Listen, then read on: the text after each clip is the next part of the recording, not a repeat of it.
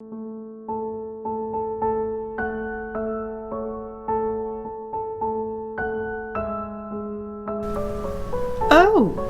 hello everyone.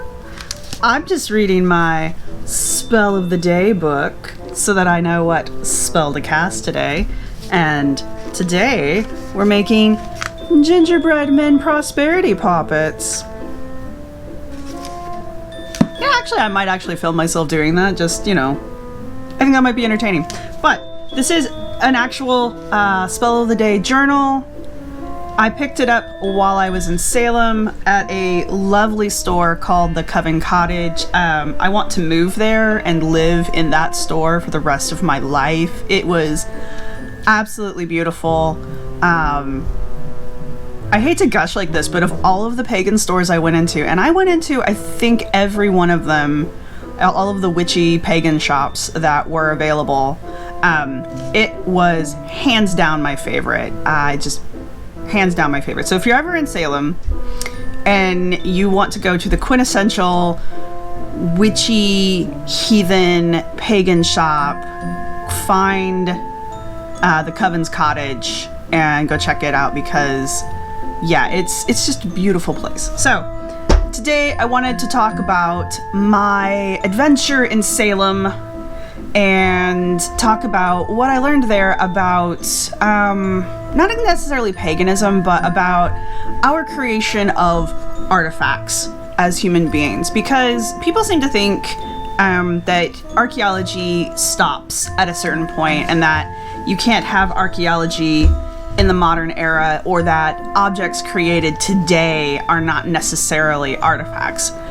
By definition, anything that is created by human hands is an artifact. And it doesn't even have to be human hands, honestly. There has been some foray into the cognitive archaeology. I don't know how I feel about that one exactly, but I also don't completely understand the field, so maybe I'll do one later on this month after I've had a chance to do some reading up on it. It does get touched on in a book called Evil Archaeology, which I don't really recommend as an archaeology book because it doesn't have anything to do with archaeology, but I don't know, it doesn't have anything to do with archaeology, but it does have archaeology in the title. I'm not recommending the book, but because it's kind of a pseudo-archaeology book. It's not kind of, it is. And they're attempting to use the concept of cognitive archaeology to support the idea of, I don't know, I think demons. I think that's what she was trying to get at in that book, but did not succeed at all. But because it's such a small and developing part of archaeology, it's open to woo interpretation, and they're going at it wholeheartedly. Anyway, cognitive archaeology can't talk about today, but we are going to talk about the creation of modern artifacts and the imbuing of these artifacts with life. Not actual life, but did you ever have, follow me on this one, did you ever have a favorite toy when you were small? Or most of us had a stuffed animal or a blanket or something that we imprinted on as children and carried with us everywhere we went. I still have mine. It sits out on a shelf where I can see it. The object brings me comfort, even though it's just a stuffed animal. I mean, I know physically it's just a stuffed animal. It's a really old stuffed animal because it's old. But there's nothing unusual about it other than the fact that it's not fallen apart over all these years, and that's mainly because I go out of my way to keep it in good condition. That's how much I love this stuffed animal. So we all have something like that. Most of us do. And the idea of parting with that object is very emotional. Like, if my house burned down and this stuffed animal was the thing that didn't make it out, I think I would have the same kind of loss reaction to it as I would if I lost if my animals got can't talk. If my animals got caught in the fire. You know, I am that emotionally attached to it. But it's not like I think about it on a daily basis. I don't know. I think if you have an object like that, you understand. A lot of people do have objects like that. Like, I have imparted on this stuffed animal emotions from me. I have made it a living object. I treat it like a living object. I make sure it's comfortable wherever I've stuffed it for the day. When I used to sleep with it, it had to be tucked in the blanket with me. You know, it went to meals with me when I was little. It was to me, it was real. And a lot of children do this kind of thing. And we carry that forward as adults. Even though when we become rational adults, we're like, it's an inanimate object. It's not real. We still, in the back of our head, go, yeah, but I need to make it comfortable. Or, I don't want it to be locked in the dark. What if it can't see? Things like that. This is how we create artifacts. For example, hypothetically, or theoretically, hypothetically, this tube of chapstick is an artifact. It is man-made. It was made for a purpose. It's not an eco-fact. It's not something that I picked up outside. I purposefully purchased this object. I participated in consumer culture in order to have this candy cane chapstick. I think it's a year old. Probably should get rid of it. I haven't gotten rid of it because there's still chapstick in it. I don't have an emotional attachment to this. I'm just saying, like, I have an emotional attachment to the idea of wasting it. Like, I don't want to be wasteful. So since there's still chapstick in it, I still have it. So maybe I'm kind of proving my own point with this chapstick, but if I lost this tube of chapstick, I just go get another one. Still an artifact, though. If I came across a tube of chapstick out doing a survey, it tells me something. It tells me there were people in the area, or at least drove by, that threw their chapstick tube out the window because people throw their trash out the window because they're jerks, I guess. I don't know. I have strong opinions. But what I'm more interested in when I went to Salem was specifically looking at objects that were created with intention. And one of the objects that I really wish I had had the budget to buy were these fabulous, handcrafted, they call them spirit boards. People might know them better as Ouija boards, but I was informed that Ouija is a brand, not the generic term, kind of like Kleenex versus facial tissue. So the spirit board is what the Ouija board is a brand name of. So we all have these connotations of what Ouija is, and I mean, there's like 14 million haunted movies about evil Ouija boards and stuff, but apparently a spirit board is a common everyday object that is used by a lot of practitioners to help them communicate with their spirit guides or spirits in general, or higher powers that be. I had a really long, fantastic conversation with the store clerk there. Seriously, these people were just as sweet as they could be. Everyone I talked to was super friendly. Didn't get any kind of weird looks when I explained to them that I was an archaeologist and what I was doing. You know, I'm examining the paranormal. And they were just like, okay. Like, I did have one person who was just kind of like, but then again, it's Salem. They probably get a million people asking stupid questions like mine about everything. I mean, they have like 4 haunted ghost tours that you could go on throughout the day. I could have gone on one at like 11:30 in the morning. I think there was one actually at 9 in the morning that I could have gone on if I had been ambitious, but I wasn't. Anyway, back to the spirit boards. The thing about the spirit boards that really fascinated me was these were all handmade, and so they were all hand painted, and they were made out of pieces of wood. And I asked the clerk about the creation process, and she said it was one woman who's the artist of these boards, and she cut the wood from specific kinds of wood.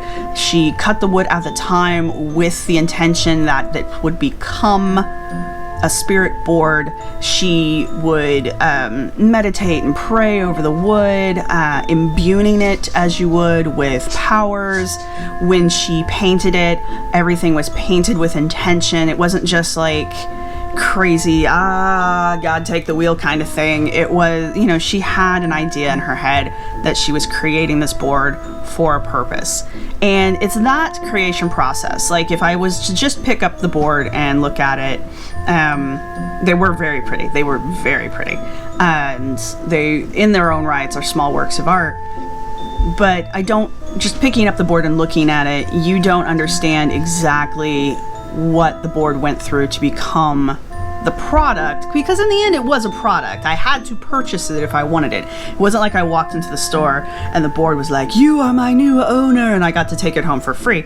No, I had to pay for it, which is why I don't have one, because rightfully so, she was charging a fair price for those. Unfortunately, that fair price was outside of my budget. I really would like to have one though.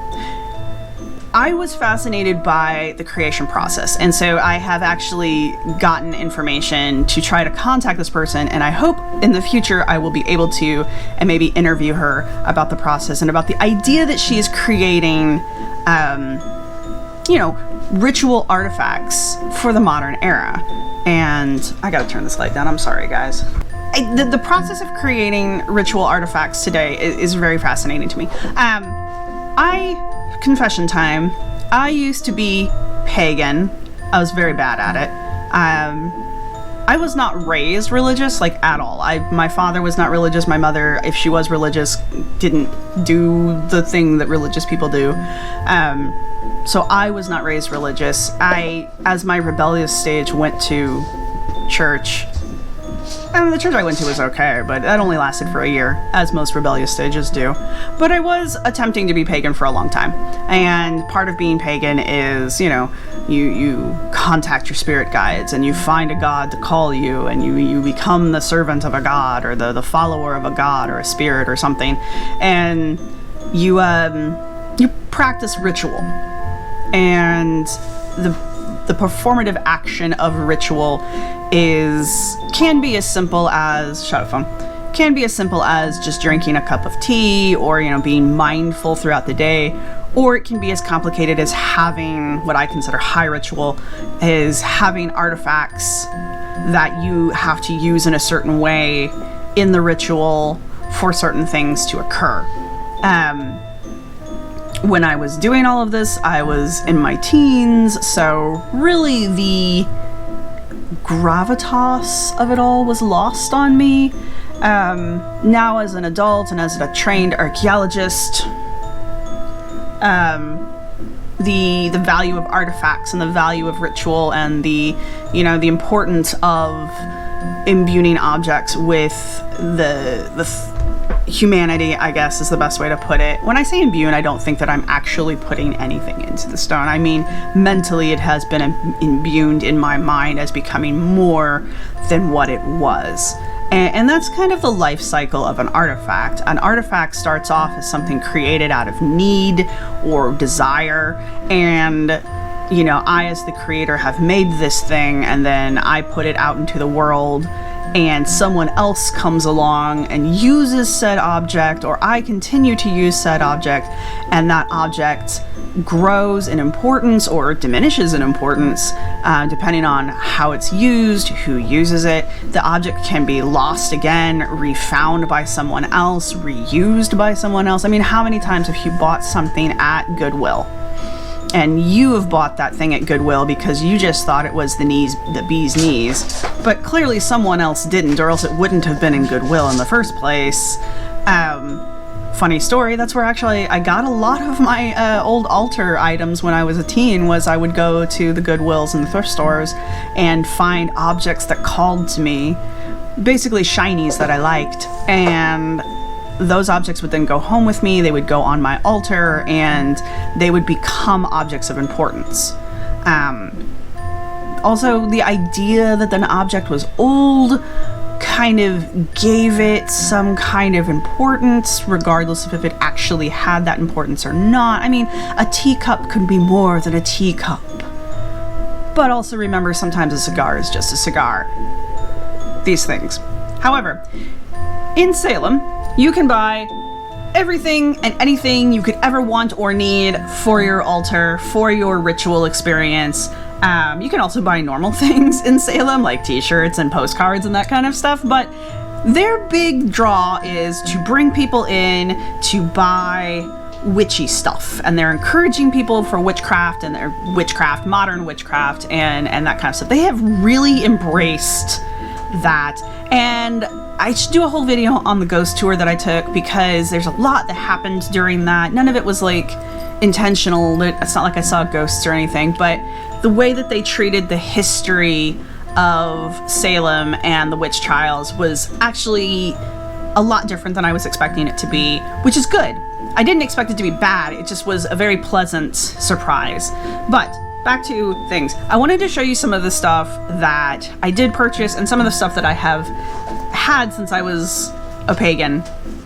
Anyway, some of the objects that I did get, excuse me, I did purchase this book of spells.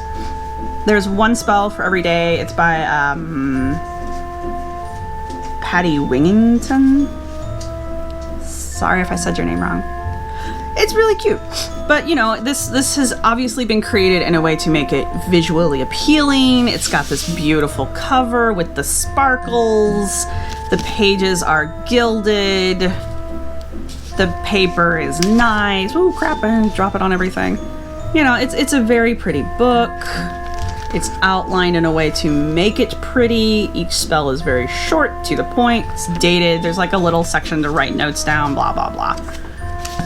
This is meant to be interacted with. That was the purpose of this book being created. However, this is a mass-produced book.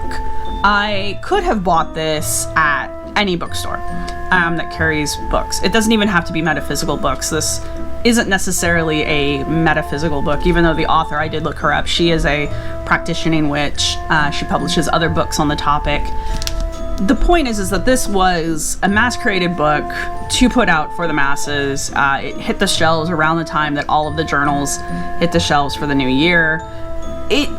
This singular book was never intended, really, by its creator to get into the hands of someone who's going to treat it like a relic. Which is good, because it's in my hands, and I'm not going to mistreat my book, because I believe that all books are holy sacred objects and should never be harmed in any way possible. Which is partially true.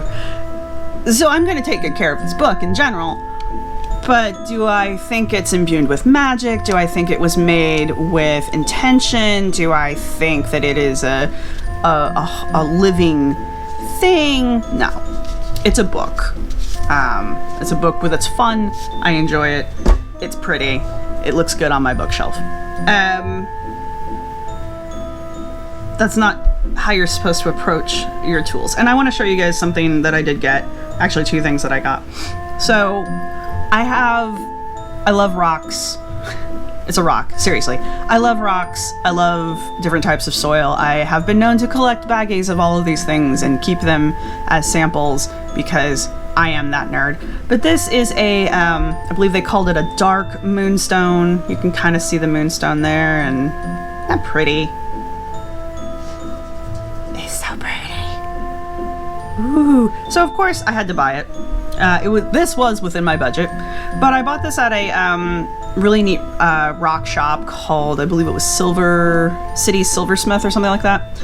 And all they carry are rocks and minerals.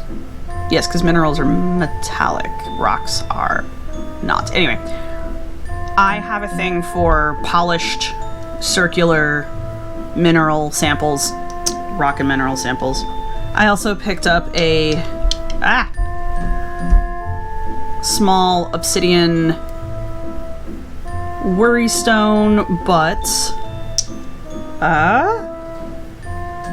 oh, you can't see. Anyway, both of these objects I have because they are shiny, and they were within my budget to buy while I was in Salem. That really is the main reason. I picked up a piece of black obsidian because I wanted to use it as a scrying mirror. If I use this side, you could potentially very smally scry in it. And I picked up this because it is a moonstone. At least that's what the little tag told me it was. Ooh, you can see some cool little rusting in it. Also, I just thought like the details of this thing were freaking cool as hell. Anyway, I picked up both of these objects because A, they were cheap, and B, they were interesting to me because they were shiny and polished, and because I have plans for these objects later on in the future. So for me, that's the extent of my emotional connection to these objects. But for someone else who might be practicing, like for the reasons that I purchased these, I found spell recipes on the internet and in different books that I have been researching. And so in the right hands, this orb could become a representation of the moon, and could be, because it's a moonstone and it's carved as a moon and it clearly has faces that can be used at different points throughout the moon cycle. And yes, I put thought into this. Bite me. So this could become a ritual object because it not only serves the purpose of that, but because it fulfills the needs of a practitioner who would be using that for a specific purpose, like ritualistic moon spells. Do I think that this moonstone was carved in a circle specifically so that it could be put in a metaphysical shop in Salem, specifically to be sold to someone who is a true believer and practitioner of the magical arts? No. This is a mass-produced gemstone, semi-precious gemstone. The store that I bought it from, though they do exist in Salem, and we're informed on the different metaphysical properties of different gems and stones, and could answer those questions for me. They're still a shop. That was still the thing they were trying to do. They're still trying to sell these things, and they order them in mass from the company that sells these things. So this object itself was not made with the intention of becoming a ritualistic object. However, it was sold in a store advertising these things effectively as ritualistic objects. So the purchase of this would, purchased by the right person, would elevate it to the status of becoming a ritualistic imbued object. For me, I guess it's imbued because it's imbued with I just love the way this thing feels in my hand. I like the Eye of Sauron. But it also is a learning device for teaching, for experimenting, and for using on my paranormal archaeology blog, which if you're not following that, you probably should.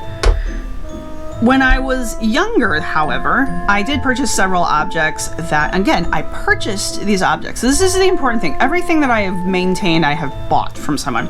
But I did buy some objects that were created with the intention of becoming ritualistic objects. And the first thing I want to show you is my lovely pewter dagger.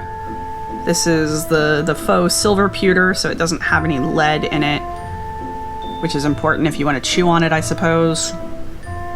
But if you have ever practiced basic witchcraft, you would know that a lot of them carry daggers, or if you are a performer of magic through the Edred Thorson School of Magic, you would know that there's a sax that goes along with your gand, and I probably said both of those words wrong, but your sax is your dagger and your gand is your staff. And I picked this one because it's this pretty little fairy. I just really was drawn to it. I still really like this because it's a nice artistic piece. I really like the way it looks. You can see that I have abused the hell out of it over the years. I really enjoy this object anymore just because it's pretty, and I keep it out and I leave it out. Probably won't ever get rid of it just because I like the damn thing. I think it's a letter opener, but it's a fancy dagger for me. And the person I bought it from was selling it as such. Another object that you should all probably be familiar with. This is a pendulum. And the reason it has a double strand string is because it was worn as a necklace for a long time. It's a piece of amethyst. Isn't it pretty? And I can take it apart if I want to, just to prove. There you go. So I did have a long discussion with the nice lady who was telling me about the spirit boards. We were talking about pendulums because there were also these pendulum boards that were created. And what I found really interesting about our discussion about the pendulums was the admittance by the practitioner that the pendulum can be controlled by the micro movements of the hand. Like I can consciously make this thing move the direction I want it to go just by, and you can't really see my hand. Well, you can't really see my hand, but I can make the damn thing swing the way I want it to swing, and you might not necessarily see my hand twitching to do it. I know I can do that. I know that I am manipulating the object. The very nice lady at the store that was telling me about this also mentioned that the object could be manipulated through subconscious twitches in the hand, and it incorporated those subconscious twitches into the magic of the object.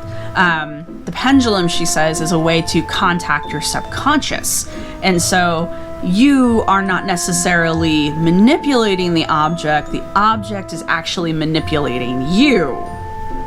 So yes, your hand might be causing it to twitch one way or the other, but that's because the object is sending the energy into you that is then coming through your hand, which is then coming through the object. I found that to be really interesting. When I was doing my whole skeptic thing, and of course everything was stupid and evil and I hated everyone because, I don't know, that's what just apparently what skeptic atheists do. I don't have a very good opinion of that group anymore. They, of course, were like, oh, it's all fraud. Everybody knows they're doing it. I don't think everybody knows they're doing it. I know I'm doing it, which is why, as fun as this is, there's no, it's lost its magic to me. I mean, there's no, I know what's going on. I know I'm making it twitch. And it's a neat trick at a party. I have more than once used it as such.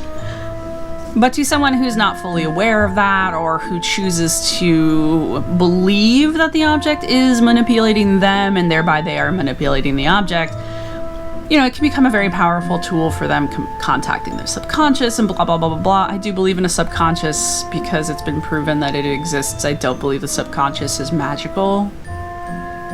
So basically my point was, I had a really good time in Salem talking to people who actually are practitioners. I talked about candles that were made by another lady, also made with the intention of being used as a ritualistic object. The spirit boards being made and used for the purpose of being a ritualistic object. One of the last places I went to that was really interesting to me was there's a wand shop. Harry Potter fans, there was a wand shop, and it is designed to look like Ollivander's shop from the Harry Potter movies, and dude nailed it. It's not a one-for-one exact replica, but it definitely has the feel when you walk in, and it's a beautiful shop. And inside the shop, they sell handmade wands. So they also had a couple replicas of the Harry Potter wands because, of course. But the majority of their stock was not the, what are they? The official, they were the official Harry Potter wands. So just in case Warner Brothers is watching this, they're not ripping you off, people. So they did have the official Harry Potter stock wands, and they carried the really high-end variety and the really, I guess they started putting out like a budget wand series, I guess. I don't know, they're cheaper. And so they carried both of those, which this is where it gets really interesting. So they carried the mass-produced Harry Potter wands, and then they also carried a wide variety of wands that were being handmade by artists from the area, and I think they had one international artist in there. And then the guy that owned the wand shop himself had a wood turner in the back, and so he would make wands on site. And depending on what the wood was used, because they were all wooden wands, so depending on what the wood was that had been used depended really on the price. And honestly, the prices for these wands were, I don't think they were unreasonable. I pay more for archaeology tools that are handmade, so we should totally talk about handmade archaeology tools. Anyway, what I really liked was the way the wands were displayed and compared to the Harry Potter ones. Now, the woman who was working there was one of the longtime employees. She was not herself the owner, but clearly this woman knew her stuff, because I introduced myself, said I'm an archaeologist, I'm studying the archaeology of the paranormal and the creation of intentional objects. And one can say that the Harry Potter wands, the mass-produced Harry Potter wands, are not objects that are made with intention. They are mass-produced objects, both the high-end objects and the low-end objects. But here's where it really gets interesting to me. The form of each wand when the movies were created, because in the books the wands are not necessarily described in that much detail. The detail of the wands didn't come out until the movies, and so each wizard and witch in the movies, if you're not a Harry Potter nerd, follow me on this. Also, shame on you. And I will Potter shame you. When the movies came out, each one of the wands was crafted individually to the personality of the character. And what I found really fascinating was, because the woman who was working there and I got into this discussion about the new movie wands from Magical Creatures, specifically Newt Scamander's wand, and she was telling me things about the wand that I didn't know. And I knew that when the movie created the Scamander wand, because his thing was magical animals, there are no animal products basically in his wand. So his wand is supposedly made of, it's made of wood like most of the wands, but then at the tip it's got this really pretty kind of twirl, and inside it's inlaid with mother of pearl. And I just thought it was a pretty wand.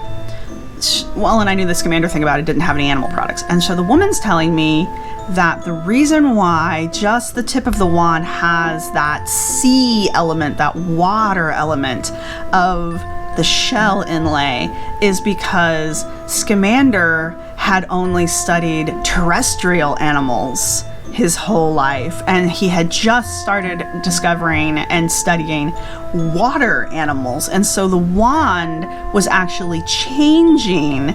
And so that's why the very inside curve of Scamander's wand has that sea element in it, because it represents his long history of studying terrestrial animals and his newfound interest in studying water animals.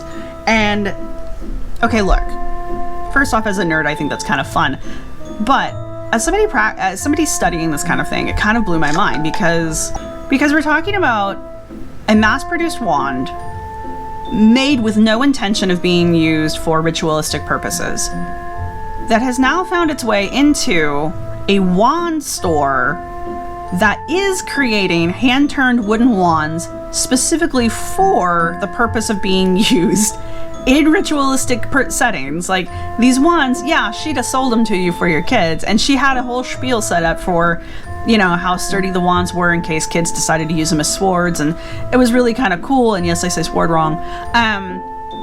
But if people were showing interest in them as if they were religious objects, she had a completely different spiel for that, and you could tell that she was much more invested in that one than she was in the kids one. Like, yeah, she'd have sold you the wand to make a buck, but the wands were made with the intent purpose of being used as ritualistic objects.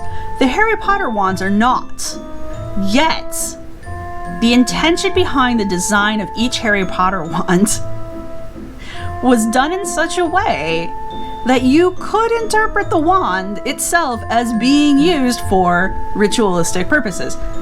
And, you know, as somebody who's just kind of like discovering this shit as I go along with this whole paranormal archaeology thing, I really liked that. And I really wanted to delve into that a whole lot more. So, hopefully in the future, I will be getting my hands on one of these really nice Harry Potter replica wands, because I want to kind of look at it as an object. And I think I'm also going to try to purchase a wand from the wand shop there in Salem, because every now and then I like stuff, okay? I'm a human being, I like stuff.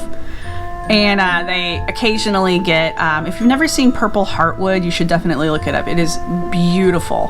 And if he could make a wand out of purple heart, I would have that thing in an instant, because it's beautiful wood. I used to make jewelry out of it all the time. And I would like to compare the two together, you know, this mass-produced wand that is not intended for magical purposes, and then looking at a wand that is intended for magical purposes, and just kind of doing a comparison between the two. Anyway, that's a future thought. So this was my incredibly rambly video for Vlogmas Day 5. And I just really wanted to talk about objects and intention and the creation of new artifacts. I hope I have at least shown that I am interested in this topic. I don't think I made anything more clear. But anyway, I will see all of you in tomorrow's video, and thanks for watching. I kind of just like being pagan.